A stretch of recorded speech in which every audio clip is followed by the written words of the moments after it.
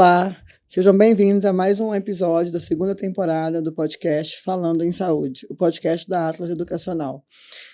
Hoje a gente vai tratar de um assunto muito importante aqui no nosso podcast, que é relacionado a finanças, né? Uma dificuldade que eu vejo aí que a grande maioria dos profissionais de saúde tem. Então a gente resolveu trazer um convidado muito especial para a gente tratar desse assunto e responder algumas perguntas aqui que a gente vai fazer para ele. Eu quero apresentar a vocês a Maristela. Tudo bem, Márcia? Tudo bem, Maristela? Estamos mais uma vez aqui. Tudo bem, Milton? Prazer. Muito obrigada por ter acertado o nosso convite. Obrigado a vocês pelo convite. Tudo bem, Márcia? Bom dia. Tudo bem, Milton? Bom dia. Obrigado pelo convite. É um prazer enorme estar com vocês, né? Poder falar de finanças. É um assunto tão delicado. Acredito eu que não só na área médica, mas em qualquer nicho de mercado, qualquer nicho profissional. Falar de custos, falar de receita, falar de tributos, falar de obrigações, né? É um mix que muitas vezes o profissional da área da saúde ele não tem tempo para pensar, né? E ele precisa pensar, principalmente pensando, né, no quesito de rentabilidade, alavancamento profissional. A área de finanças ela é importante, ela é um eixo importante para essa reflexão. Então, quero me deixar à disposição de vocês hoje para a gente falar um pouquinho desse assunto, debater um pouco desse assunto e levar informação a quem nos vê e nos ouve. Sim, Milton, muito obrigado por ter aceitado o nosso convite, viu? Eu até esqueci de me apresentar, eu sou médica, né? Estou na área de urgência e emergência aí há 13 anos e a gente estava procurando, né, pessoas para a gente conversar, entrevistar, e eu percebi que é uma dificuldade no geral, assim, do profissional de saúde. Como você disse, a gente tem um tempo curto, a gente não consegue fazer muita gestão de tempo, né? E falta tempo para a gente poder disponibilizar ali para estar fazendo gestão financeira, né? Propriamente dizendo. Então, achei importante a gente falar sobre isso hoje. Eu queria te perguntar, assim, na questão financeira, quais são os erros mais comuns que as pessoas cometem e se tem alguma coisa direcionada, assim, para o profissional da área da saúde? Eu não chamaria assim, Márcia, nem de erros, né? Eu poderia dizer que são uma questão de falta de conhecimento. É aquilo, né? Se você falar para mim sobre uma ampola de injeção, eu não vou saber a questão técnica. Sim. Né? O médico, o enfermeiro, o fisioterapeuta, o próprio psicólogo, muitas vezes, ele não vai ter conhecimento técnico a nível da questão financeira. A gente não tem conhecimento Exato. nenhum, né? Então, eu não usaria esse termo erro, eu usaria talvez um termo de falta de conhecimento.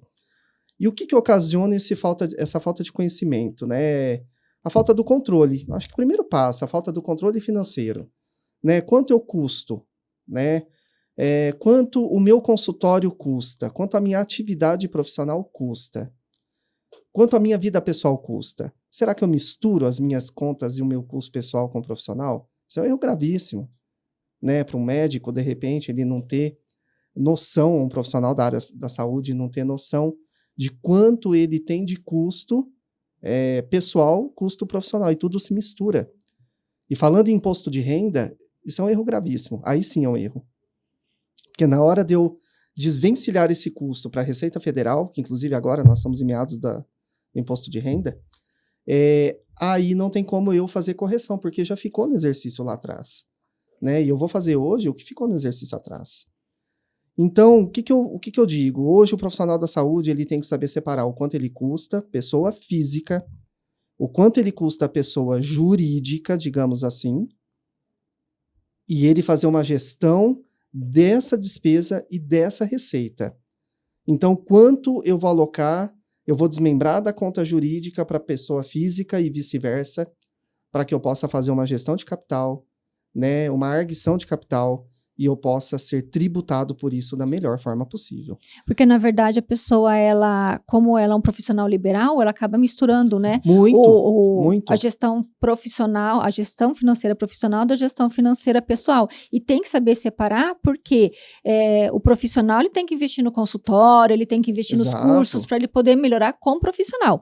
E o pessoal da parte pessoal dele, né, que não tem assim, que tem até a ver um pouco com a parte profissional, mas tem que ter ali uma separação de uma pessoa.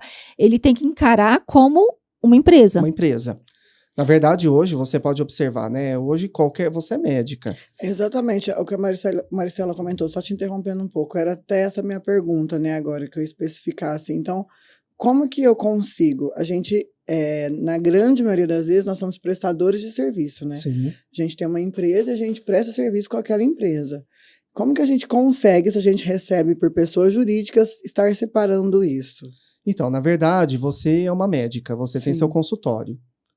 Você vai ter seu CNPJ, você vai ter sua conta pessoa jurídica, você vai emitir o seu recibo de atendimento médico, a sua nota fiscal de prestação de serviço, Sim. em nome do consultório.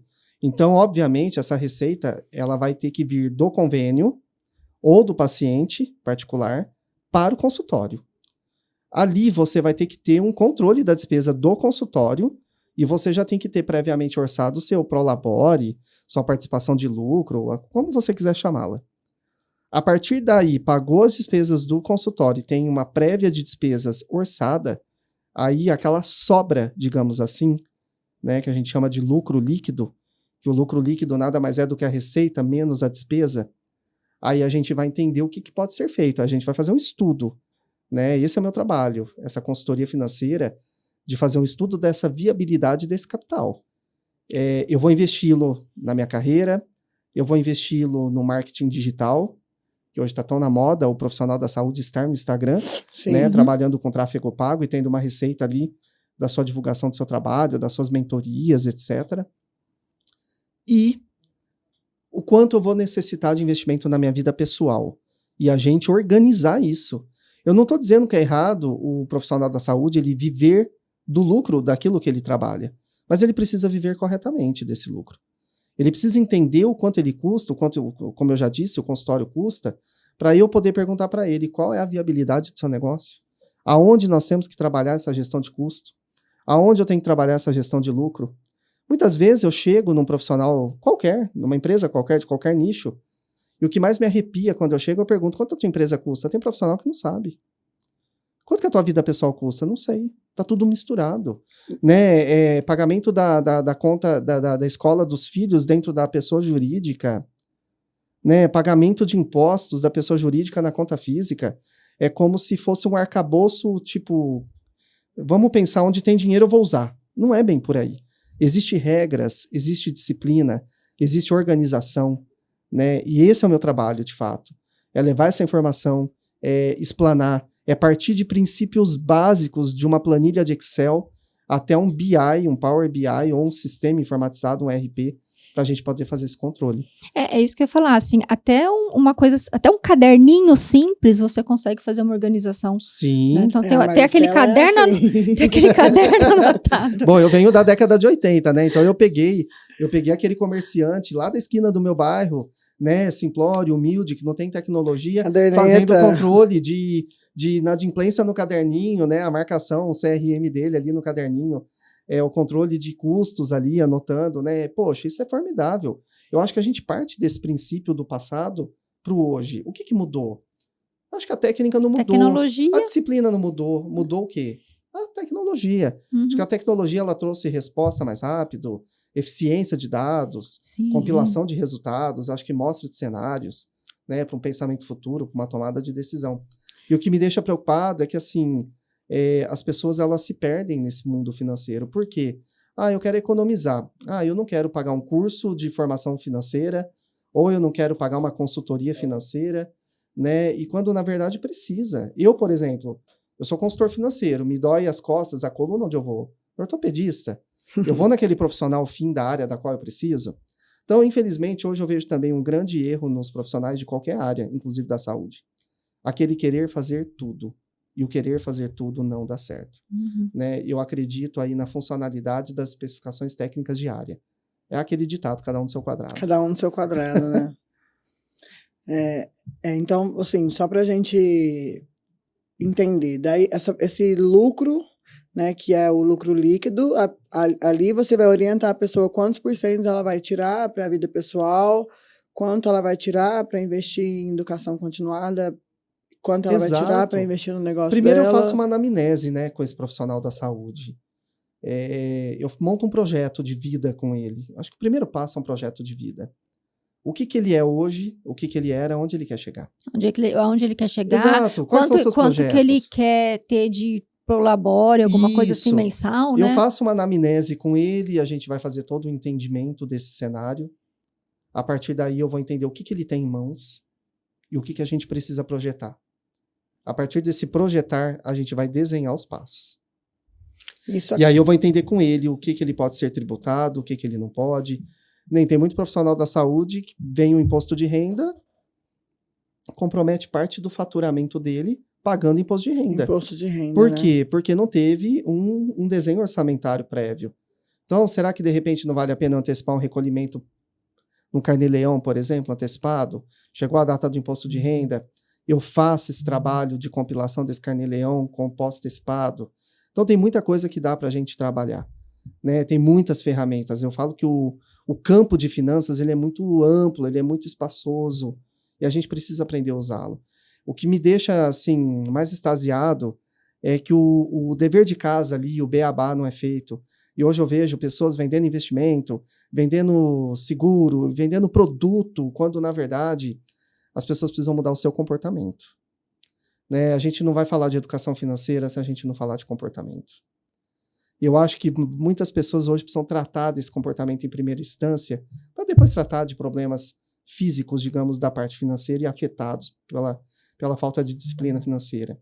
Não adianta nada eu querer fechar um investimento em bolsa de valores, não adianta nada eu querer fechar um investimento de um CDB ou do mercado imobiliário se eu não tratar minha compulsão por compra.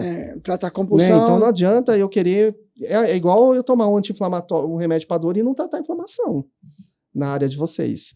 Né? Então não adianta eu querer mudar algo que eu não trato a raiz dele. E é o que eu estou vendo muito hoje no mundo, no Brasil e no mundo.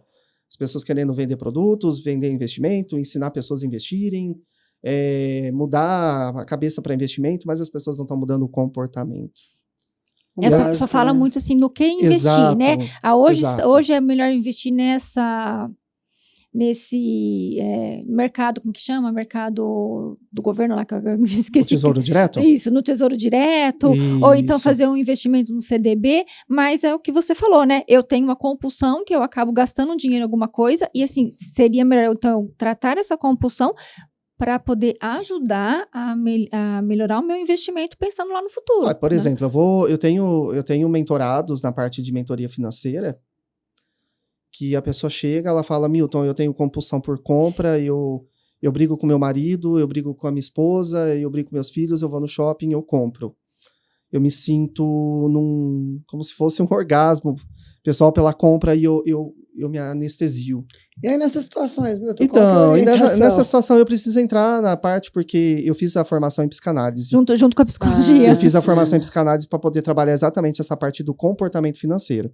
Né? Hoje eu sou contador, eu sou administrador de empresa e eu tenho essa parte da formação em psicanálise. Eu fiz exatamente buscando essa ferramenta. Na infância dessa pessoa, essa pessoa teve traumas com os pais, uma vida totalmente fechada no quesito financeiro, sempre entendeu aquelas crenças limitantes de que o dinheiro faz mal, só enriquece quem é desonesto. Ou quem nasce já, Ou né? quem nasce rico, quem trabalha não enriquece. Jargões do mundo lá atrás, Sim. e são crenças limitantes que vão ficando arraigadas na mente. Essa pessoa, ela cresce, ela amadurece, ela casa, ela tem filhos, e ela leva isso para a vida. E isso torna um trauma. E eu preciso trabalhar esse trauma antes de trabalhar qualquer parte de investimento com essa pessoa. Eu tenho assistido muitos podcasts sobre essa parte financeira, e a gente ouve bastante aquela... mente de gaiola, né? Mente de rato. Sempre tá ali naquele mesmo ciclo. Pai rico, pai pobre fala sobre isso, né? Exatamente. A corrida dos ratos. A pessoa, ela fica na corrida dos ratos. Ela paga, ela recebe, ela paga, ela recebe. Chega no final do mês, isso mexeu tanto com a vida dela, que ela não tem noção como é prejudicial. Né? Ela pagou conta, ela olhou para trás e falou, poxa, trabalhei tanto, não guardei R$1, não tive R$1. Tô no cheque especial, tô devendo no cartão, meu carro é financiado, minha casa é financiada. Ok, não há problema. Tem muita gente que fala, compra à vista, aluga, não tenha carro financiado, aluga. Eu acho que isso é muito redundante. Isso me preocupa muito no mercado financeiro hoje. Cada um numa necessidade, tem que ver Exatamente, o que precisa. Cada um tem que ser analisado conforme a sua vivência, a sua latência e o hoje. e essa pessoa ser tridimensionada a um projeto. Eu tava A gente vendo... precisa parar de vender produtos prontos, isso tem trazido aí eu vou falar, um grande problema aí para o mercado, porque as pessoas compram, se decepcionam, e aí elas ficam desfocadas da real correção que precisa, né? E eu falo que falar de finanças hoje é falar de psicologia, é tratar passado, é olhar para o futuro, né? E eu organizar esse presente, esse é meu papel hoje. E eu falo para vocês que isso não é só no meio físico, não, no jurídico também, né? As empresas do meio jurídico hoje precisam passar por essa lapidação, essa transformação, essa mudança de comportamento e hábito. As próprias empresas jurídicas não Sim. conseguem, não têm um controle financeiro, né? Não sabem fazer administração financeira, né? Quando a gente fala de legalização corporativa, a gente fala de personificação jurídica. Quem traz essa personificação? A pessoa física, o dono, né? Ele traz a cultura dele, pessoal, de casa, da família, para dentro do mundo corporativo. Então, ela acompanha. E isso precisa ser dialogada. Isso precisa ser colocado aí num divã e a gente realmente trabalhar isso como uma mudança. Você estava falando, né, dessa parte psicológica, que tem tudo a ver, né? Então, a pessoa que tem aquela crença limitante que você comentou, que ela só enriquece quem faz coisas ilícitas. E aí ela não consegue, com isso, nem saber quanto cobrar a sua hora como profissional. Porque ela acaba colocando a hora dela muito mais baixa do que ela investiu tanto na carreira dela, e ela tem que ter um retorno disso, só que ela se desvaloriza por conta dessa crença limitante, e aí acontece que aí vai virando um bolo, né? Porque a pessoa cobra pouco, mas investiu bastante, gasta bastante, e aí entra nas dificuldades, em toda essa dificuldade financeira. Exato, né? E assim, vamos falar a verdade, a vida financeira, ela rege o homem, né? Quando eu digo homem, ser humano. Ela rege. Hoje, se você está bem financeiramente, você tem relações positivas, você tem um casamento positivo, você tem uma performance, uma autoestima. Se você não está bem financeiramente, isso mexe com tudo na sua vida. A gente acorda, dorme pensando em boleto e acaba... Você tem a cabeça quente, você não descansa, você não fica em paz, você não vê motivação em nada do que você faz, você não acredita no futuro, né? Então eu falo que falar de finanças é falar de vida. Não tem nem vontade de levantar no outro dia, Não tem. Porque sabe que o objetivo de estar ali trabalhando é pagar conta, basicamente, mais nada, né? Foge a esperança, né? Foge a esperança. E eu acredito que, assim, hoje, instituições como a Atlas, por exemplo, tem que trabalhar essa formação, tem que trazer para esse profissional da área médica, da área da saúde, essa reflexão, né? É uma provocação. Eu digo que uma formação como essa, como vocês têm na Atlas, é uma provocação, né? Para eu sair da zona de conforto, para eu sair do mim mesmo, do eu mesmo, e eu me tornar algo muito mais poderoso do que eu posso ser hoje. Então não adianta eu ficar postando vídeo no Instagram, não adianta eu ficar colocando dicas técnicas se eu não mudar aqui atrás dos bastidores. É atrás dos bastidores que a coisa acontece de fato. Não adianta eu abrir o chuveiro só não fechar o ralo, né, Milton? Exato, é bem isso. Então, se não procurar educação continuada, se não procurar aprender, se aperfeiçoar, ou, na verdade, conhecer, né? Porque a gente não conhece basicamente nada de educação financeira, né? O básico na área não adianta aprender a ganhar cada vez mais, porque a gente, principalmente nós profissionais de saúde, a gente vende nada mais, nada menos que o nosso tempo, né? E como a Maristela disse, acaba tendo uma desvalorização do valor do nosso tempo, até às vezes por questão de crenças prévias, e a dificuldade de gerenciar esse dinheiro. A gente acaba aumentando a demanda de trabalho, aumentando ali o chuveiro, mas não sabe fechar o ralo, né? Exatamente. E é necessário, você vê, hoje você pega uma farmácia hoje ela tem que ter um controle de estoque, ela tem que ter um controle de custo, para entender esse CMV, né, que é o custo da mercadoria vendida, e trazer essa lucratividade. Hoje você pega um médico, ele tem controle de material de escritório, material de limpeza, ele tem controle de luva, ele também trabalha com compras, ele tem um estoque de uso contínuo. O dentista, a mesma coisa, o psicólogo, enfim, todo mundo hoje precisa de uma organização, né, de uma padronização. E essa padronização é importante para levar esse profissional aí ao descanso de trabalhar projeções futuras, né? E eu falo que essa consultoria, essa formação que vocês têm na Atlas é fantástica, né? Eu acho que todo profissional da saúde tinha que fazer essa formação. Eu estou só segurando aí o seu gancho, então. Para quem nunca cuidou das finanças, como começar? Você já responde essa pergunta para a gente. Como o Milton disse, gente, A gente tem um curso na Atlas de educação financeira. O Milton é um dos nossos professores nesse curso e a gente está aí tentando, junto com o Milton e com vocês, aprender mais sobre. A gente convida vocês a conhecer o curso, né?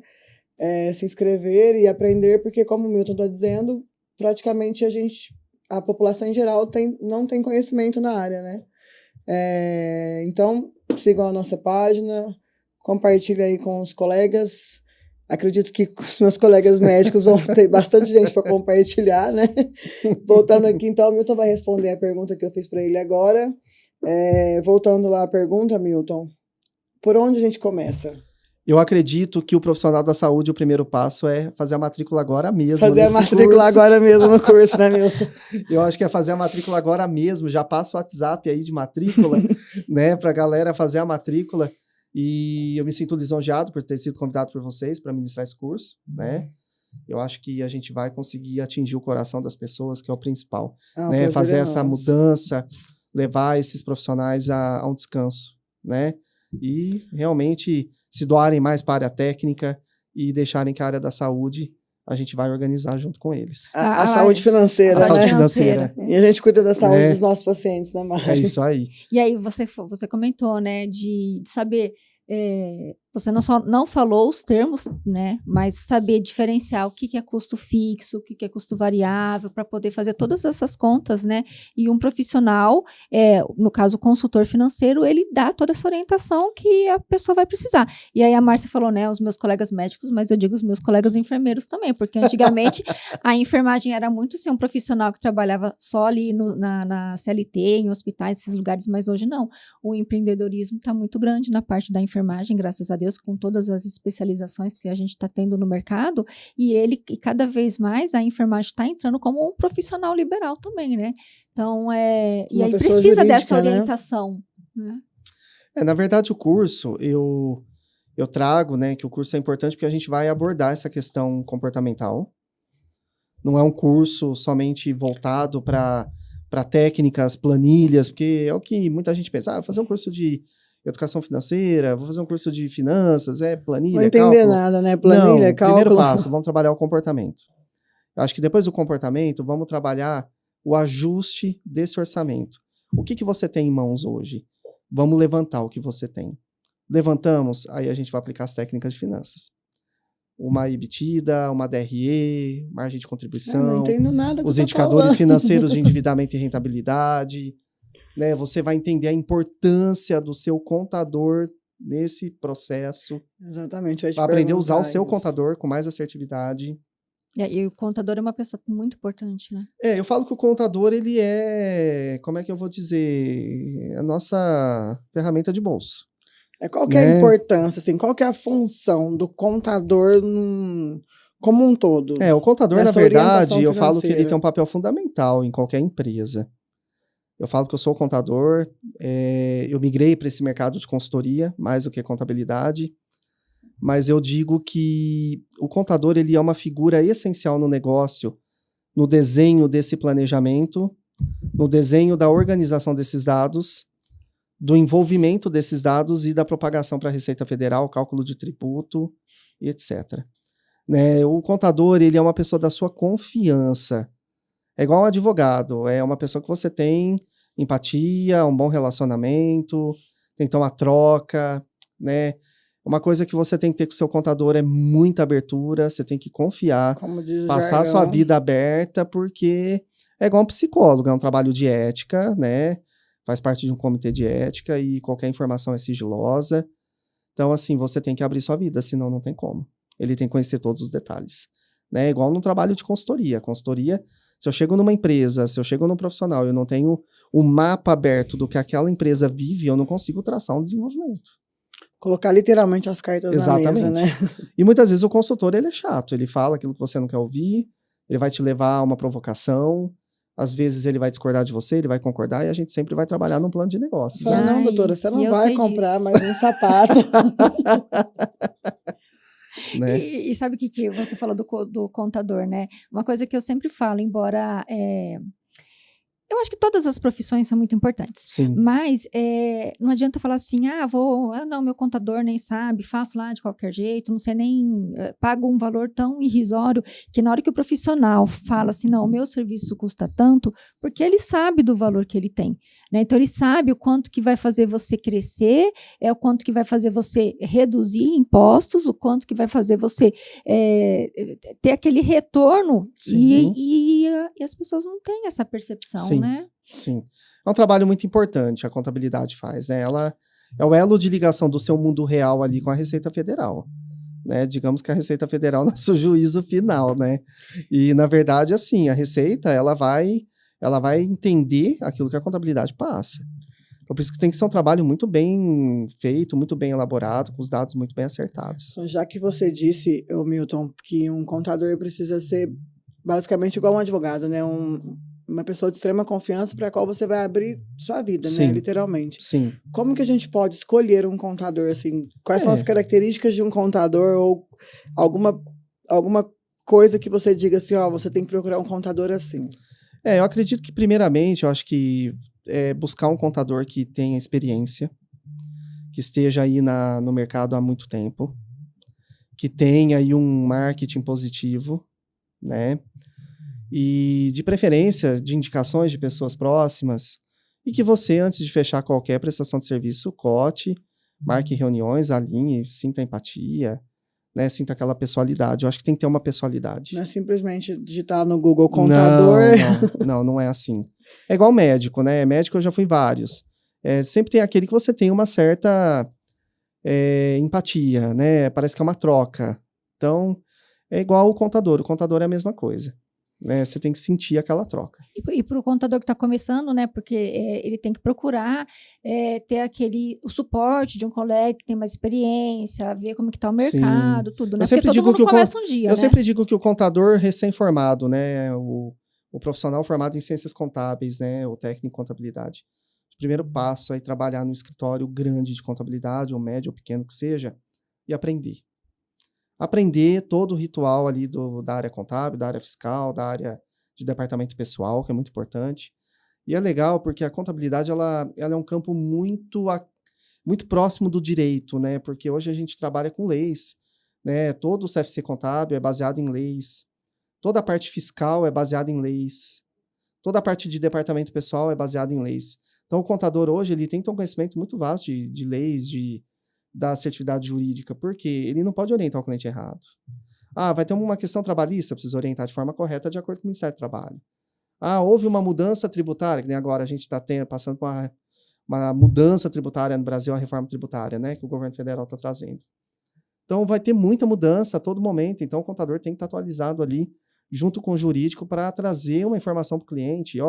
Produto X, no Simples Nacional, ou no lucro real, no presumido, vai ter aí uma questão de crédito, débito de tributo, um reaproveitamento de tributo. Isso tudo é pautado em lei, né? Não é simplesmente um código só. Vai ter um lançamento contábil assim, será que dentro das normativas contábeis eu posso fazer? Então, é um trabalho muito sério. Então, eu acho que essa pessoa que está saindo da faculdade, indo para o mercado agora, minha dica, vai trabalhar no escritório, se apropria da informação, se apropria da experiência, depois abre um escritório próprio. Eu acho que é um passo de assertividade de carreira. Não se aventura abrindo um escritório, não. Eu vejo muita gente hoje trabalhando com questão de startup digital, contabilidade digital, esses atendimentos digitais. Eu acho positivo, eu sou uma pessoa inovadora, eu sou uma pessoa que acredita na inovação, no entanto eu estou aqui hoje. Mas eu acho que as coisas precisam ter um ritual, principalmente falando em finanças, né? Falando em leis, falando em obrigações com o governo federal. Milton, até como uma médica que trabalha na parte de gestão de serviço em saúde, eu tinha outra pergunta para te fazer agora, mas você abriu um leque aí de uma coisa que eu já queria ter te perguntado. Você estava dizendo... Desculpa. Sobre a questão do profissional contábil. Sim, exatamente. Você disse sobre a tecnologia, né? A tecnologia na área de finanças no geral, né? Você indica esses aplicativos, essas formas que a gente costuma ver aí na internet, essas vendas, né, de algum aplicativo, alguma coisa, compensa um médico ou qualquer pessoa, né, adquirir aí um aplicativo, adquirir algum programa, ou basicamente não vai mudar nada comparado a uma planilha de Excel. O que você orientaria nessa Acho que parte? eu acho que tudo depende da cultura do profissional, né? Eu tenho clientes hoje individuais que usam uma planilha de Excel. Dá super certo. Né? Eu tenho clientes que usam sistemas ERPs. Eu tenho clientes de grande porte que trabalham com sistemas como SAP ou TOTUS. São grandes sistemas, né? E, ok. Eu acho que o grande segredo é a disciplina de lançar, de colocar os dados para esses dados se tornarem informações. Para a tomada de decisão. Não adianta nada eu ter um aplicativo que nem... Às vezes eu vejo Monday.com, eu acho super... Mobile.com, eu acho super legal, eu acho que a gente precisa se apropriar, sim, da tecnologia da informação, porque ela nos leva a um caminho mais curto, mais rápido, né, para tomar decisão. Mas não adianta eu ter se eu não lançar, se eu não agregar informação ali para eu tomar decisão. Que entra na cultura do profissional, né? Não adianta só ele ter um mega aplicativo se ele não tiver essa cultura de lançamento diário, de controle. Eu vou dar um exemplo. Esses dias, por exemplo, eu tive uma necessidade médica de um atendimento digital pelo meu convênio. Eu nem sabia que isso existia, né? O meu convênio, ele tem ali a telesaúde. Eu entrei em contato no aplicativo, agendei a consulta, né? E fiz a consulta por videoconferência ali pelo aplicativo. E na hora, o menino, né? O médico, ele estava em Uberaba, né? Minas Gerais. Nós estamos em Ribeirão Preto, aqui próximo. Ele fez a consulta, tudo, ele passou a guia, o atestado médico veio pelo WhatsApp, né? A receita veio pelo WhatsApp e foi fantástico. Eu fui na farmácia, mandei do WhatsApp para o WhatsApp da farmácia, compilei. Ótimo, né? Poupou papel, foi ambiental, houve uma pegada ambiental aí, né? Uma questão de sustentabilidade. Acho fantástico, né? O ESG, né? A nova cultura. Sou adepto a ela. Sustentabilidade. Mas é aquilo. Não resolveria eu fazer essa consulta se eu não tivesse dado continuidade ao tratamento? Ido na farmácia comprar um medicamento e tomar o medicamento? Né? Então é igual um sistema, um aplicativo. Não adianta eu ter se eu não alimento. Não adianta fazer o curso, ter o aplicativo e não alimentar. Exato. E o anotar, você fala desde o cafezinho? Tudo. Fui tomar um cafezinho na esquina.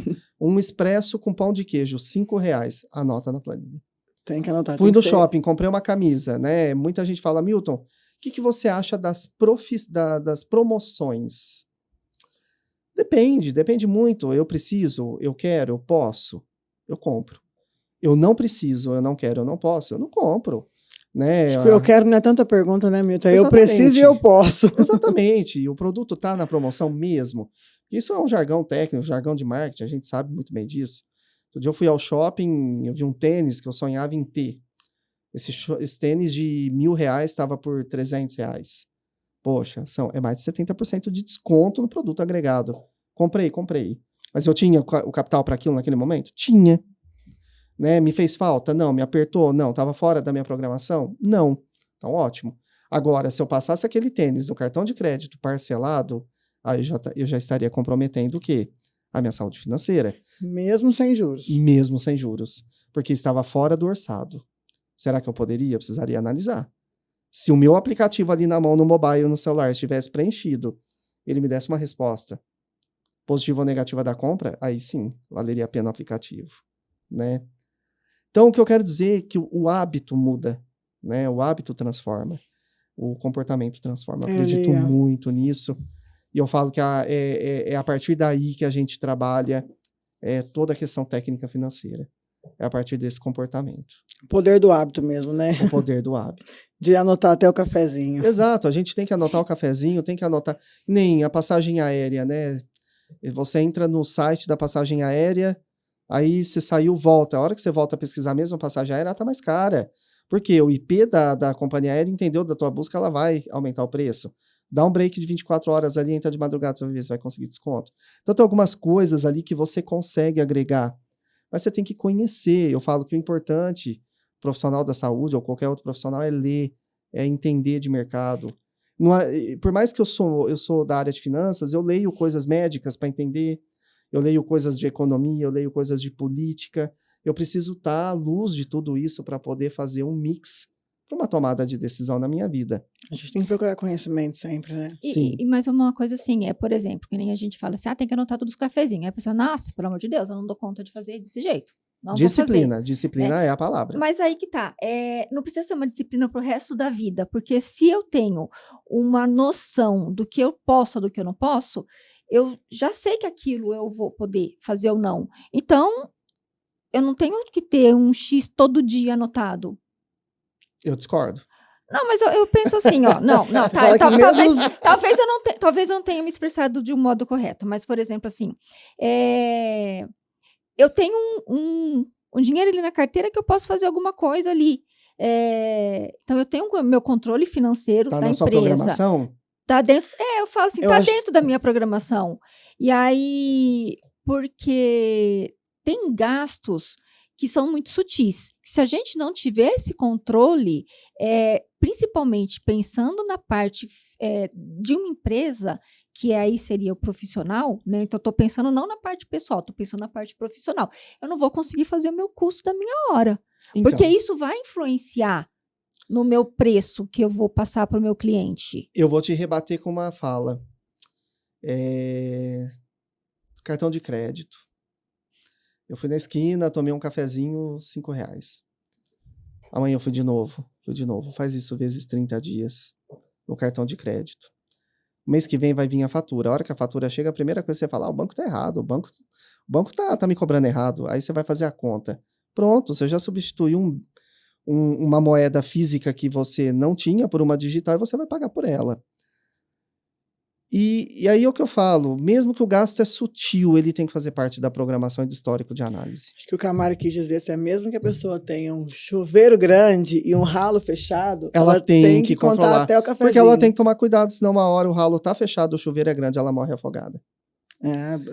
Ótima conclusão aí, né? Entendeu? Então não adianta, eu tenho que estar sempre atento Ótima definição. aos buracos do ralo, né? E a imensidão do raio desse buraco, desse ralo, para eu poder, de fato, fazer a convergência de água.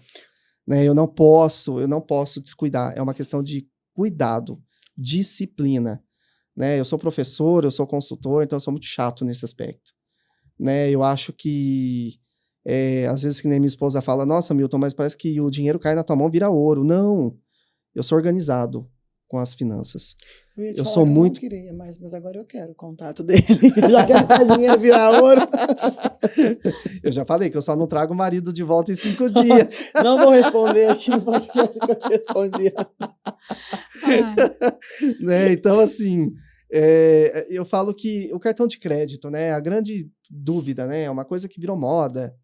Você né? junta milhas, você depois pode trocar por isso. E é tão engraçado que hoje o cartão de crédito ele segmenta no mercado, né? Uhum. Hoje tem o Black, hoje tem o Infinity, por aí vai. Você criaram nomes, pelo né? Cartão, né? Exato, hoje você é conhecido pelo seu cartão, né? E aí eu falo para você, muito cuidado com o cartão. O cartão, ele não é dinheiro. O cartão, ele é para uma necessidade. Eu fui viajar, meu carro quebrou, eu não tenho dinheiro na carteira, eu preciso arrumar o carro, uma necessidade. Eu tô em casa, veio um vendaval, destelhou minha casa, eu preciso pagar cartão. Agora, eu fui comer pizza na esquina, não tenho dinheiro, fique em casa, mas não passo o cartão. Não substitui o cartão, as necessidades básicas, né? Maslow já trazia ali a pirâmide das necessidades básicas, né? Sim. Primeiras essenciais, as últimas em cima de estética, né? E eu falo, não transfira, não começa a trabalhar o cartão de crédito nessa pirâmide. Não é legal. Trabalhe o cartão num anexo de necessidades. Né? Parcele sem juros na necessidade. Agora, vou sair com a galera do meu trabalho hoje, vou para um rap, vou passar no cartão. Beleza, você sabe que o mês que vem você tem menos aquele valor no seu salário. Você fez essa programação? E a maioria das pessoas não faz. A gente não pensa no mês Deixa, que vem, né? É porque trabalha tudo A com... vida é bem Zeca Pagodinho, né? Deixa a vida me levar. Vou pagar no salário. Só que a gente nunca sabe Exatamente. se vai acontecer alguma coisa lá na frente, que a gente não vai ter aquele salário. Exatamente. Se a gente tirar um relatório do Serasa Experian e ver aí a relação das pessoas em empresas negativadas, né? A taxa de juros altíssima que os bancos cobram Mais de hoje por 80% renegociação. hoje das pessoas Sim. físicas são negativadas, né? Isso, e me preocupa porque isso virou um indicador, né? Não podia virar um indicador. Isso tinha que ser um momento, não um indicador. Isso me preocupa muito. Isso faz jus à necessidade desse curso. Não só para profissional da área da saúde, não, para qualquer área. A gente né? nem vai entrar na questão Mas eu atual acho do país, né, ô Milton? Mas posso te falar, eu tô com 44 anos, eu nasci em 80. Eu vou falar bem a verdade pra você, eu sou muito pé no chão. Desde que eu me conheço por gente, o país tá em crise. Não é nem só o Eu Brasil, acho que se a né? gente for olhar para esses fatores políticos, econômicos, a gente não vai construir nada na vida. Acho que a gente precisa sim olhar para nós, olhar como que a gente interage aí essa questão econômica, né? Porque eu falo que hoje o ser humano, ele tá tampando a dor com ideologias políticas e coisas e tal, e eu acho que não é por aí. Culpa o outro, né? Um culpando o outro, eu acho que a gente está perdendo o foco que é o nosso país. E a gente não pode perder o foco do nosso país, a gente não pode perder o foco da nossa economia pessoal. Né? Nossa responsabilidade sobre eu acho que os conflitos né? hoje lá fora estão muito grandes, voltados para ideologias, e não é esse o caminho. O caminho, eu acho que é um caminho de unidade, é um caminho de união, é um caminho de transcender aquilo que eu posso mudar. Né? E eu posso mudar como? Cuidando da minha própria finança. Esse é o primeiro passo. Cuidando da própria vida, né? Cuidando assim da própria diante, vida, né? Cuidando da própria mente. Eu acho que o lema da vida agora é saúde mental, economia, dinheiro no bolso e olhar para frente. Sonhar. Eu acho que o brasileiro precisa voltar a sonhar. Então o lema agora é saúde mental baseada na saúde financeira. Ou vice-versa. Né? Eu acho que isso é um tema para um próximo podcast, né? É bem a definição de saúde do nosso dicionário Aurélio, né? O bem-estar biopsicossocial, né? É por isso que eu falo. Então, eu acho que não cabe nessa discussão falar de política, não, exatamente. falar de economia nacional, falar de crise. Desde que eu me conheço por gente, a inflação é alta, a taxa de juros é elevada, a taxa Selic é alta. Então, eu acho que se a gente for olhar para o macro, não justifica o micro. Não justifica, e nem vice-versa. Né?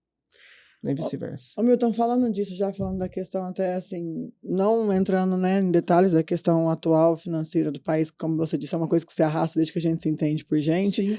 Mas assim, para mim, que atuo na área de gestão de serviços em saúde, né, e para as pessoas no geral, como que você orienta a gente a lidar com períodos de baixa demanda? Porque, por exemplo, o médico particular, né? Ele tem períodos de alta demanda de consulta, tem períodos que tem uma queda ali no ganho dele, né?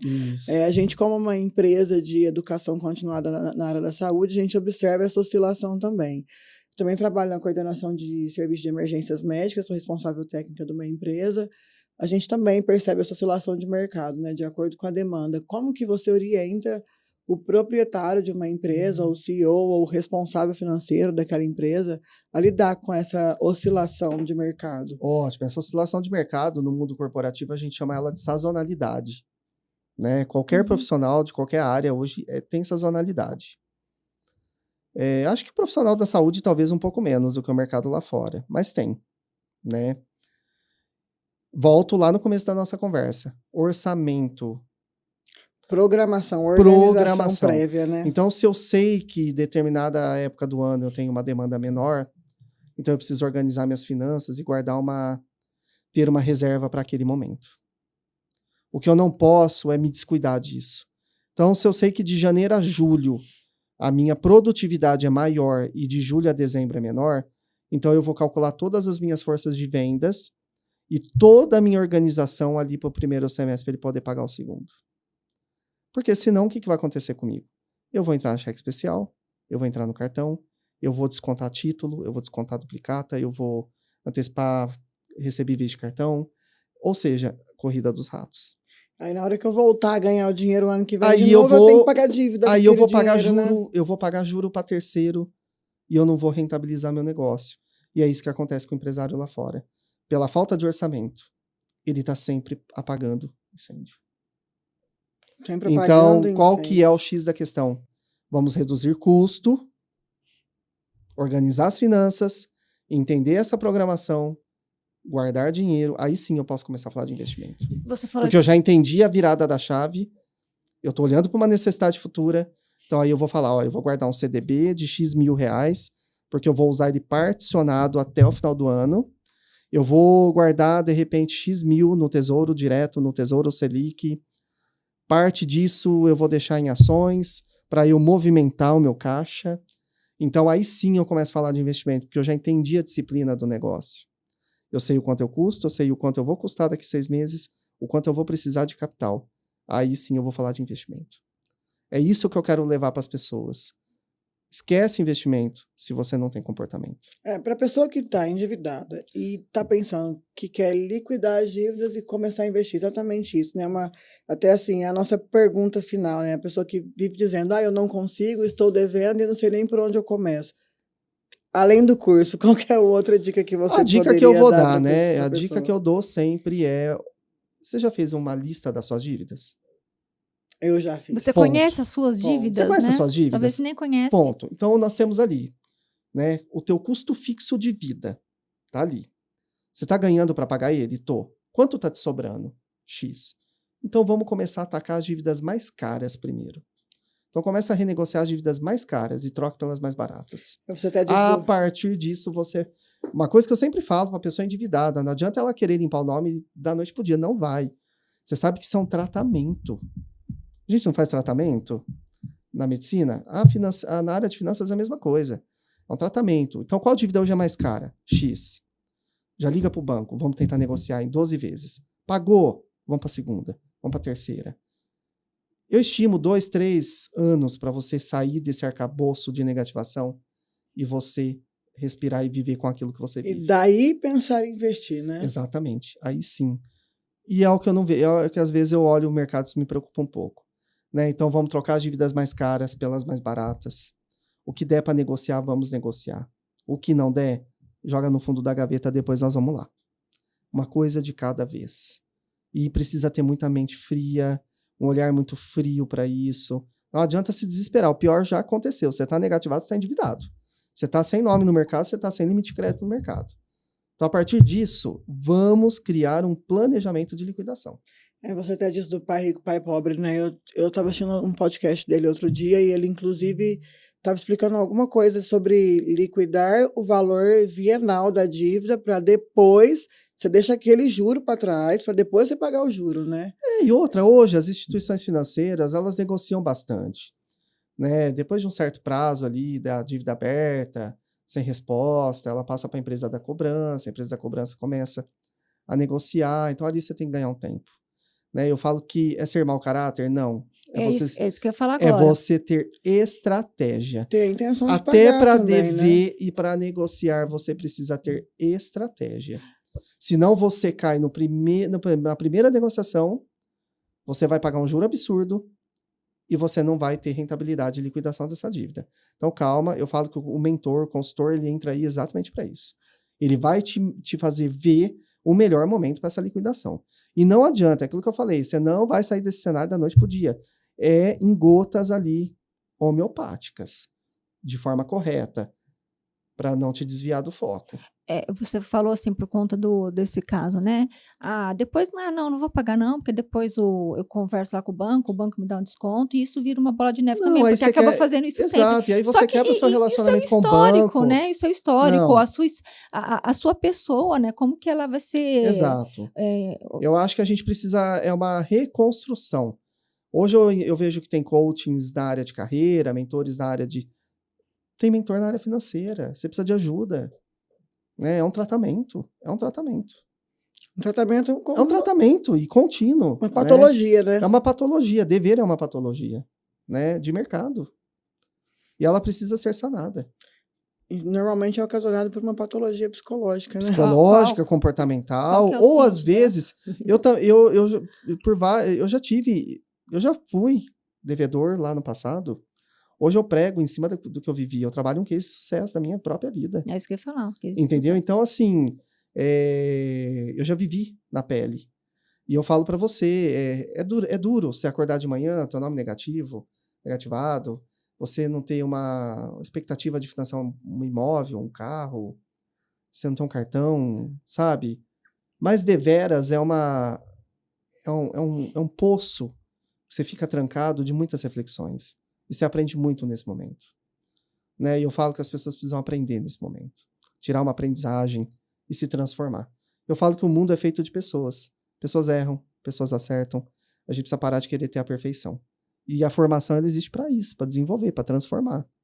Né? Eu sou piamente crente na educação. Né? Eu sou um educador. Então, eu falo que eu trabalho isso com veia mesmo, com propulsão, com Como motivação. nós multiplicamos, né, Sim. os nossos protocolos de atendimento de parada cardíaca, sabendo que isso vai resultar e melhorar a sobrevida do paciente, resultar em mais retornos de circulações espontâneas aí, né, Mari? Acredito que a educação financeira é a mesma coisa, né? Sim. Antes a gente tivesse mais essa educação lá na escola, né? Mas como a gente não tem, Hoje é obrigado. o quanto antes a gente precisa. Eu estou muito ter feliz isso. porque o MEC acordou para isso, né? Na nova LDB aí voltada para a educação, o ensino médio hoje ele tem essa disciplina de educação financeira nas escolas. Sim, minha filha Fiquei tem. muito feliz, acho muito necessário. O jovem, né, hoje ele entra como menor aprendiz nas empresas, ele já começa a receber seu primeiro salário ali. O que o jovem quer? O jovem já quer tirar carta, ele quer comprar um celular, comprar um carro, uma moto, pagar a baladinha, fazer a primeira viagem, o intercâmbio, pagar a faculdade. É ali que já começa. A minha filha, ela tem um cofre. Minha filha tem 7 anos, ela tem um cofre. Ela tem as moedinhas dela ali. Ali eu já ensino para ela o que ela pode e o que ela não pode. A educação financeira, ela começa no berço. E a educação financeira, ela começa com não também. Não é só falar sim para filho, é não. Hoje o papai não tem dinheiro. Você tá vendo? O papai trabalhou até tal hora. O papai não tem dinheiro. Então agora não dá para comprar. Mais para frente vai dar para comprar. Né? Então a educação financeira, ela começa em casa, no berço.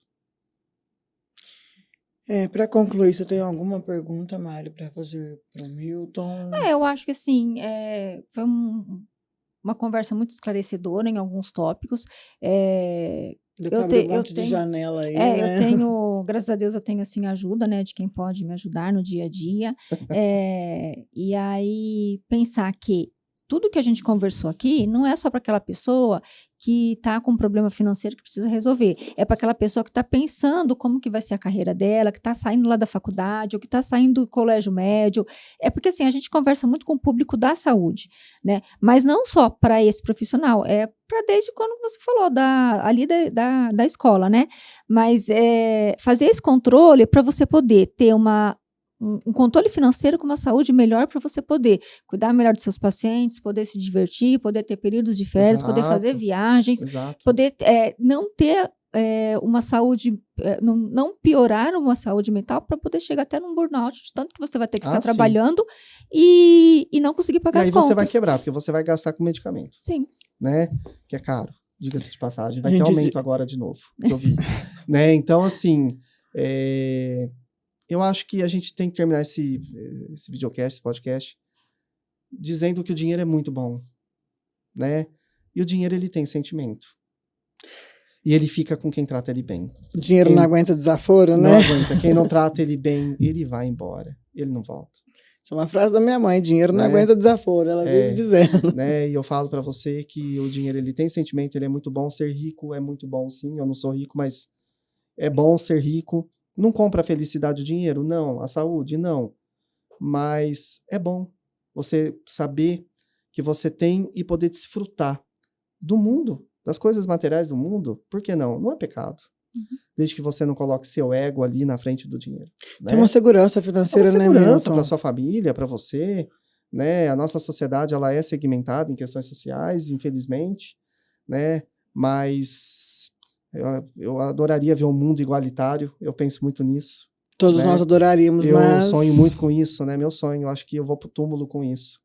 Né? Adoraria mudar o mundo. Mas, já que a gente não consegue sozinho, eu digo que o capitalismo, ele tá aí, ele existe, ele faz parte das nossas vidas, tudo custa caro, esse cafezinho custa, essa água que tá aqui custa caro, e a gente tem que saber viver com isso. Começar a mudar na nossa própria vida, né? Então, vamos aprender a viver, vamos criar ferramentas, vamos aproveitar profissionais de mercado. Se eu não sei, eu vou buscar informação, mas vamos se transformar. Né? Eu acho que é esclarecedor nosso vídeo aí para isso. Procurar um bom consultor financeiro, procurar um curso na área. Então, obrigada, Mari, obrigada, Milton. Obrigado. Pessoal, só para finalizar, então, acho que o assunto foi bem abordado, deu para a gente ter uma noção aí de como começar a cuidar da vida financeira, né? E aproveitando o gancho aí, sigam a nossa página, curtam os nossos vídeos, compartilhem, porque não só nossos colegas profissionais da área da saúde, mas acredito que alguém na família de vocês está passando por alguma dificuldade, como a Maristela disse, não só para quem está passando por dificuldade financeira, mas compartilha que esse vídeo vai ser de bastante utilidade aí para todo mundo, né? Para a população no geral. Obrigada e por hoje é isso.